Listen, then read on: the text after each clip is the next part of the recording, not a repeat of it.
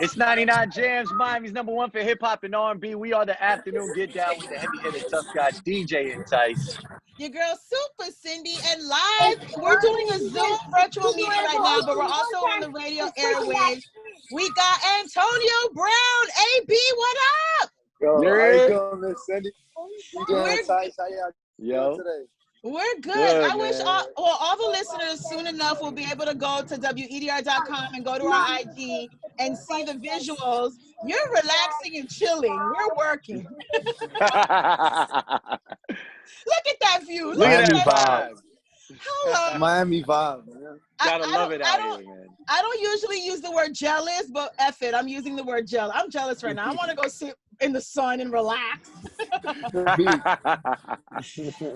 AB, it's so good to finally talk to you because you hung out with the Trick and Trina morning show. This is the first time we're talking to you.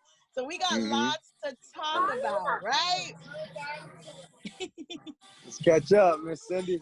Let's catch up. So, for those that may or may not know, but you were born and raised in the county of Dade, born and raised in Liberty City, went to New Orleans. Speak a little bit about, how it all began. Mommy said this thing. Well, it's been a journey for me, obviously, coming from Miami, hometown here in Miami, going through New Orleans, surviving the city of Miami. It's a lot of obstacles and challenges, but yep. It's something special to be from the crib, Miss Cindy, For real. And so then after you went to New Orleans, you went to college, all the things, then the NFL gets you and you're like, your numbers are sick. Thank you. Thank you, Miss Cindy. I went to University of Central Michigan. I was able to come out of there for 3 years.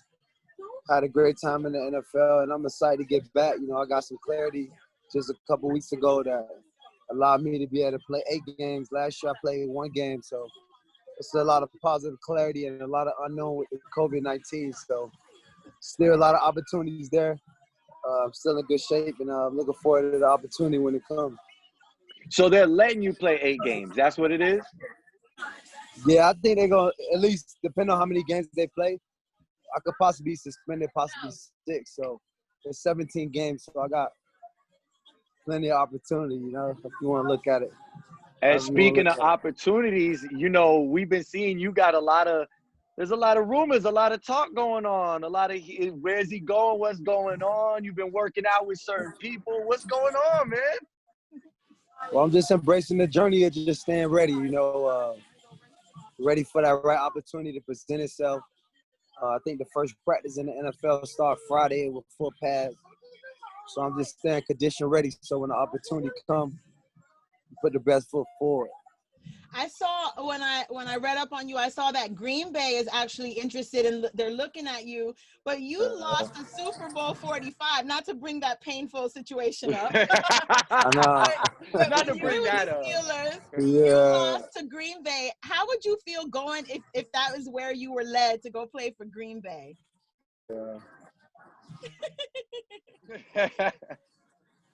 Well, you can't beat them, join them, right? You can't beat them, join them. But I know you would I'll just ask be all the looking for players. the opportunity, to just get out there whichever spot. I'm sure you would tell all the players at Green Bay that were in that game that they're not allowed to wear their rings around you, right? Yeah, truly got to respect the presence, but, holding that over my head. Okay. I love it. So there's no hint. We can't drop nothing, no conversation. I know Marquise mentioned, that you would be a great fit over at the Ravens. Yeah. We just, gonna wait till that time's come. Oh, fantasy football want to know what's going on. I know.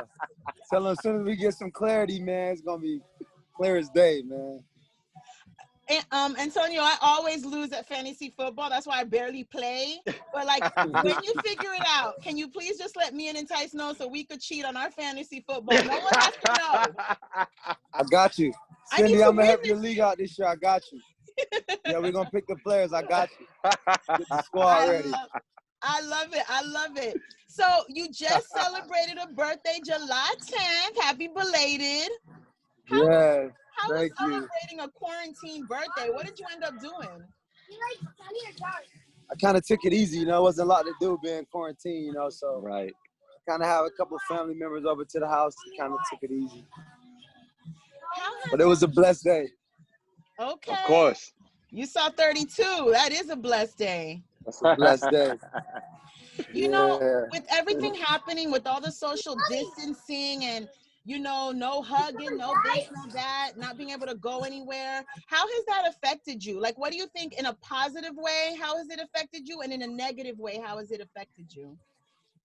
I think in a positive way, you know, you get time to spend more time with your family, be around the kids, especially in summertime like this where I have to be out training so much and getting prepared to play football. So the quarantine gave me an opportunity to not only focus on the house and get more time with the kids and family. For negative, you know, it just, you can't do what you usually do, you know, your daily routines and working and being productive. So psychologically, you waking up like, yeah, it's a good thing, but you're used to your schedules and your routine. So that, I think that was the negative. How's it like being a homeschool dad? Ready for that? Homeschool dad.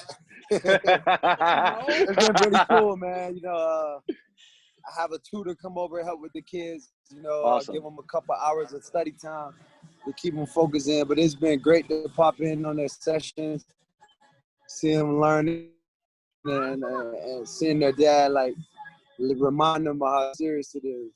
Yeah. So Antonio, earlier this year, you were all over the news, not anything Entice. good, and I'm sorry to bring it up, but like, and then all of a sudden you were on the news, you know, professing your love and your devotion to your fiance. What happened? Like, went to sleep, woke up, and just everything changed, or did you see the light? A rainbow came in your window, and you just jumped on it and glided, or something, or what happened?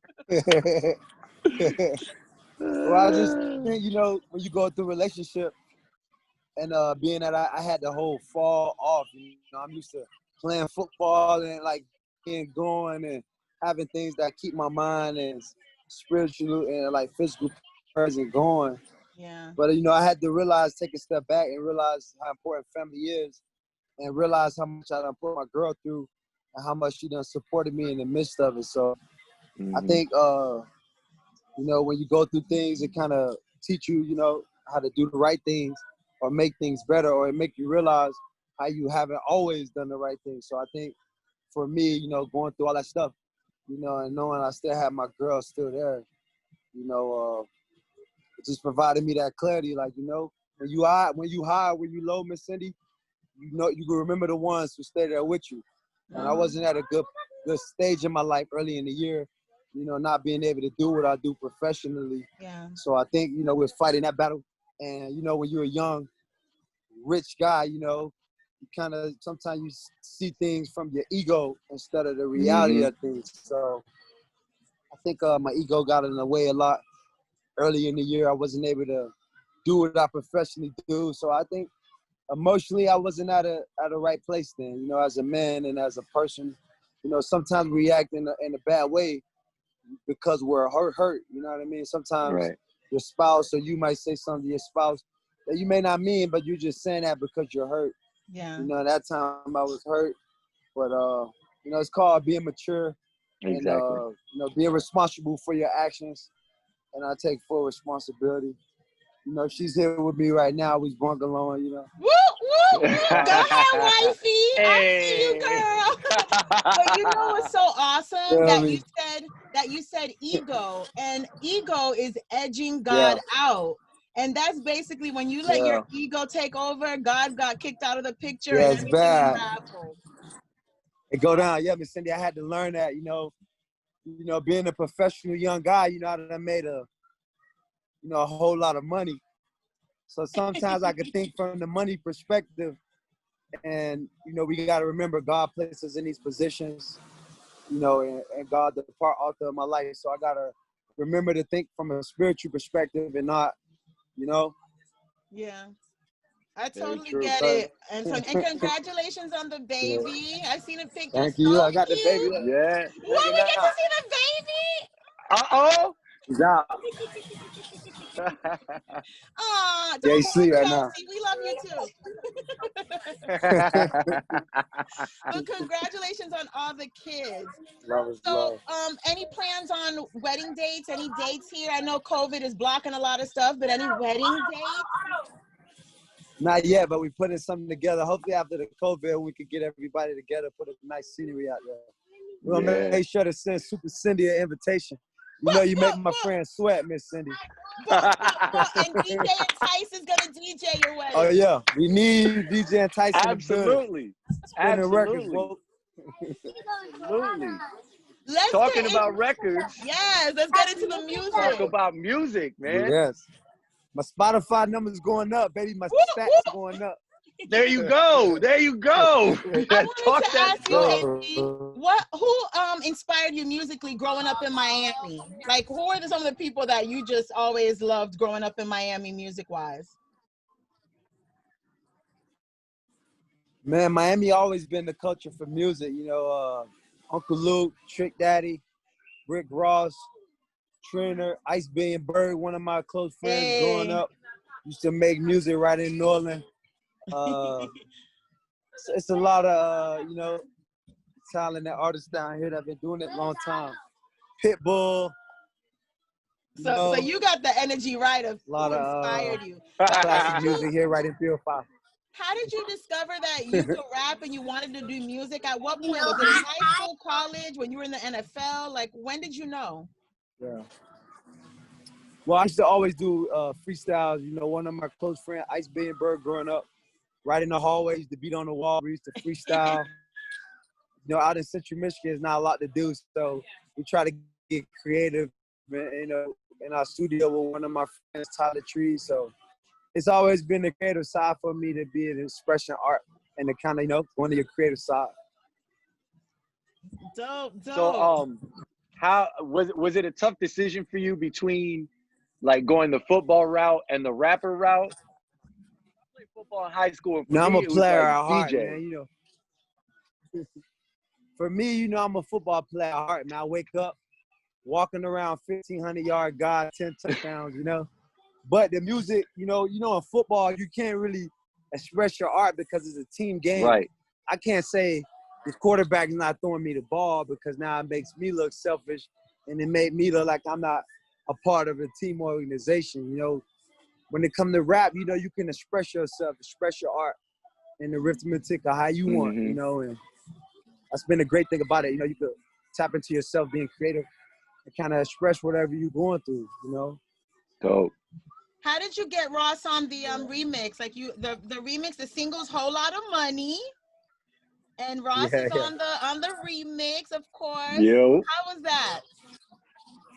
Yeah, you know Ross, a 305 legend, one of my big brothers. He's always calling me, motivating me, and inspiring me.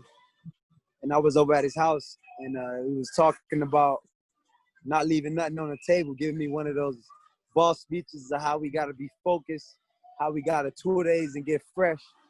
And we were talking about black business. He was telling me about, you know, his craft, and you know, he loved rapping so much, how he had like one platinum record, but what drive him is just black businesses and ownership and all that. So we was recording. I played him a whole lot of money. We got the black-owned businesses themes, you know, and we went with it. Hello, so it was an honor to work with the legend. Yeah. So, yeah.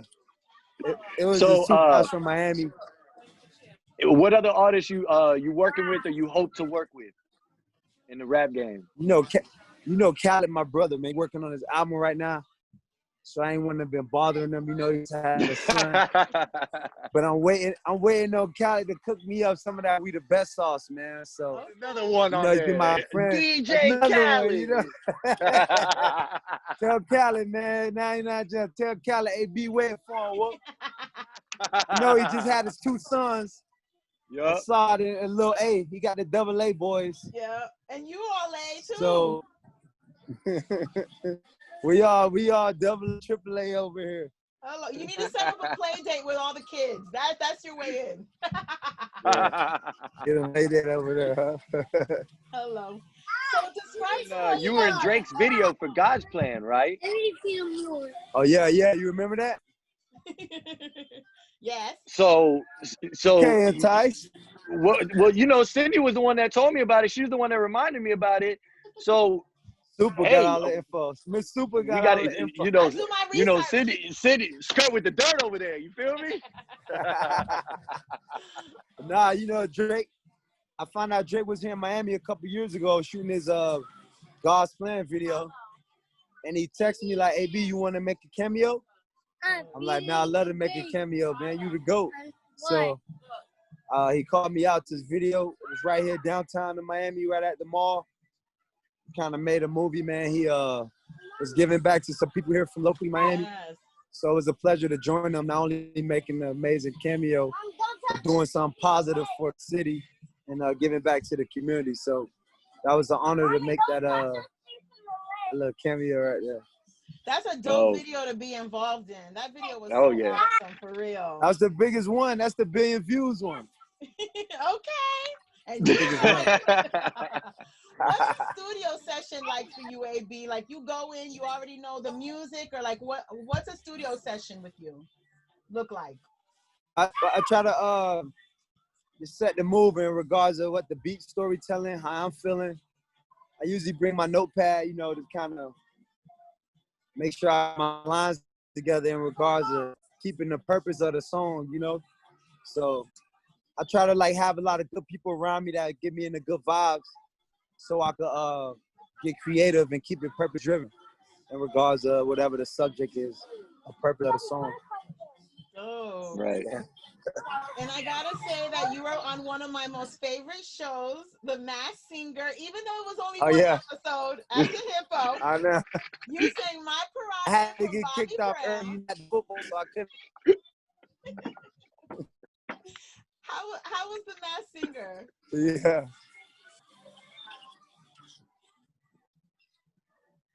I mean, it was a great challenge, it was fun. I was able to learn music, be able to perform. I just had to play football, so I couldn't keep it going. June and July, we start up. Before it even started. I wish I had the opportunity to, I feel like I was already able to learn, studio, practice, perform. So, pretty got a lot going on. Why weren't you another animal, like a lion or something? Nah, I'm trying to be cool as a hippo, Prerogative of Bobby Brown was like, perfect. It was like going together. Perfect, right. So, AB, talk to us again about the name of your single, where they can find it, and where they can follow your movement. Okay. AB the artist, Antonio Brown the player. Business is booming. You'll find my lady featuring the boss himself. Wait, we're having technical difficulties. Your connection's messing up. Not with this part. No. Okay, we ready now? It's good now? Yeah, it seems better now. You hear me now? I think. Yeah. All right. This is AB the artist, Antonio Brown the player. Business is booming. You can find my latest single, Whole Lot of Money, featuring Rick Ross, the boss himself, everywhere. iTunes, Spotify, Deezer, Google, Amazon Place. It's everywhere. Type it in your phone, your Instagram, your Apple, your ID. Business is booming. Call God. Antonio Better believe Brown it. checking in 99 pounds. We blasting that Whole Lot of Money in the Driving 5. We gonna go off with that. Woo! Tell Jill I love her. Let's go. Entice. We've been talking to Antonio Brown, AB. Follow his movements because we say so. Hugs to La Familia. We'll talk to you soon, AB, and take it easy. Love Supa. Love Remember Supa. our fantasy Entice. Love homie. Don't forget our fantasy. But get your lead. We winning. We winning this year. Yeah. Entice. Bless up, Let's go, my brother. Woski. Love homie.